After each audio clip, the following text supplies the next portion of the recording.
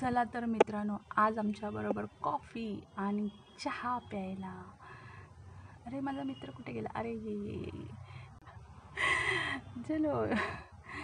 आज ना आम्ही आलो आहे कप परेड कुलाबा मुंबईला. आणि इतकं सुंदर वाटतंय, संध्याकाळची वेळ आहे. आम्हाला ना एक गार्डनचा ॲड्रेस मिळालेला. म्हटलं चला आज त्या गार्डनला व्हिजिट देऊ. याचा टायमिंग बघून घ्या, संध्याकाळी 5:30 आहे.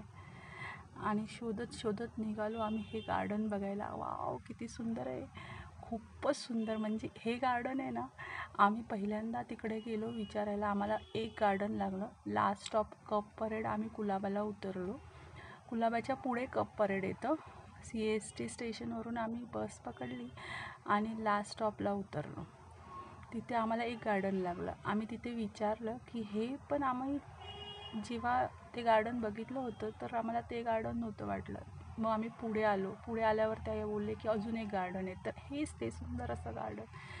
हे गार्डनचं वैशिष्ट्य असं आहे ना की हे एकदम कोपऱ्यामध्ये आहे आणि ते कोणाला दिसतही नाही.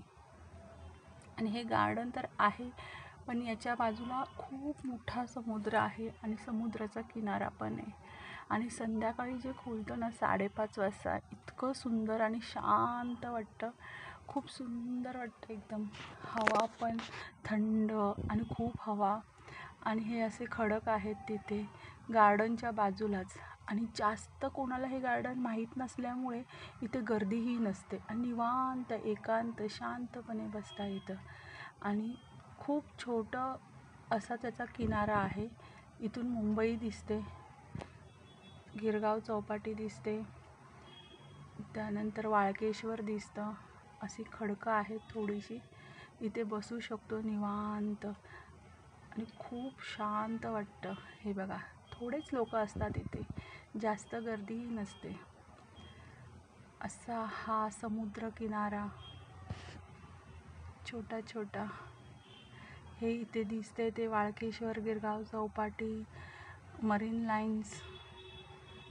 बरोबर त्याच्या अपोजिट आहोत. या ठिकाणाला नक्कीच भेट द्या, तुम्हाला खूप आवडेल. खूप शांत सुंदर असं हिडन गार्डन, म्हणजे अदृश्य गार्डन. AC बसमधून, बसमधून नंतर आम्ही निघालो, रात्र झाली म्हणून. तर इतका नजारा छान वाटत होता. बाहेरची लाईटिंग वगैरे बघून फार सुंदर वाटत होतं. आणि मग आम्ही आलो या बसने छत्रपती शिवाजी महाराज टर्मिनसला. आणि जर तुम्हाला असंच माझ्याबरोबर फिरायचं असेल आणि अशीच नवीन नवीन ठिकाणं बघायची असेल तर माझ्या चॅनलला लाईक, शेअर आणि सबस्क्राईब करा. थँक्यू.